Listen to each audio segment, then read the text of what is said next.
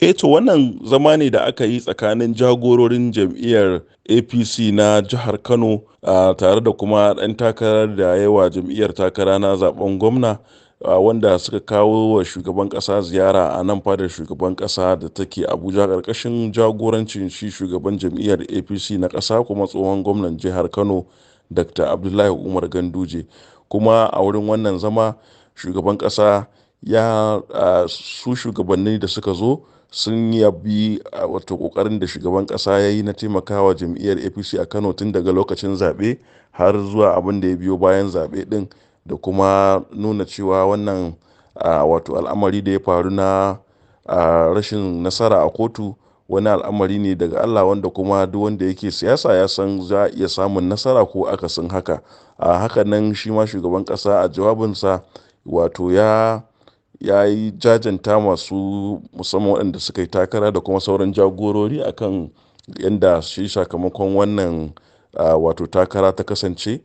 Sannan kuma ya yi umarni tare da kira akan cewa ya kamata shi shugaban jam'iyya ya je jihar Kano domin ya gana da 'yan jam'iyya, ya gana da magoya bayan jam'iyyar APC, a yi musu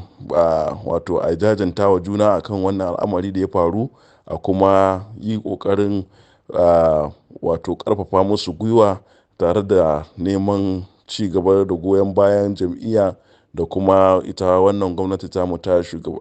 jam'iyyar APC a matakin ƙasa. To zancen wato maganar haɗin kai a jihar Kano, tabbas shugaban ƙasa ya ba da shawara a matsayinsa na uba akan cewa ya kamata a ce lokaci ya yi da su ɓangarorin siyasa na jihar Kano da suke jam'iyyar NNPP a yanzu da take mulki, da kuma mutanen da suke cikin jam'iyyar APC, ya kamata a duba yiwuwar samun haɗin kai domin sanya maslahar Kano da maslahar al'umma a gaba, ba wai maslahar wato ɗaiɗaikun mutane ba. Wannan kira ne shugaban ƙasa ya yi, ba wai tirsasawa ba ne ko umarni, amma abu ne wanda kamar yadda mu musulmai ne mun sani cewa ko a addinance ana kullum wato kira da kuma ƙarfafa buƙatar samun haɗin kai da zumunci da kuma wato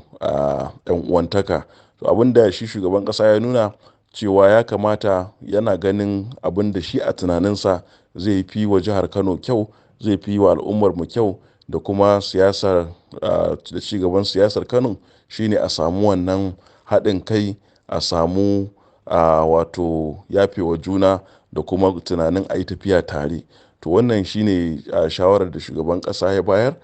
kuma saɓanin wanda wasu suke yaɗawa ko kuma wasu rahotanni,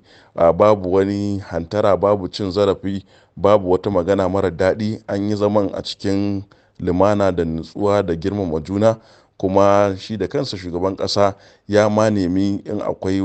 bayan duk jawaban da aka yi, ya ƙara shi da kansa buɗe ƙofa in akwai wani ƙarin bayani ko kuma wata shawara da wani yake da ita, kuma dukkanin waɗanda suka halarci taron suka nuna sun gamsu, kuma aka tashi daga wannan taro.